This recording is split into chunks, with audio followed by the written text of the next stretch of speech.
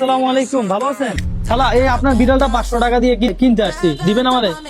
হ্যাঁ, দিবেন না? আরো 500, 1000 দিলে হবে? লাগবে না? বিড়াল দিবেন না?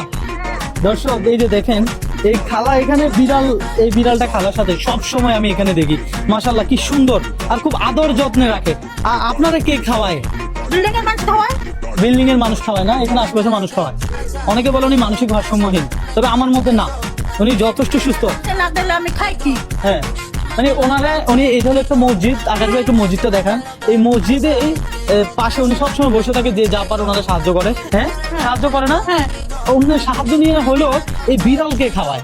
বিড়ালের প্রতি কি মায়া, দেখেন বিড়াল কি আদর লাগতেছে ভাই রে ভাই। অনেকে বিড়াল পছন্দ করে না, আছে না এরকম মানুষ, মানে খেদায় দেয়।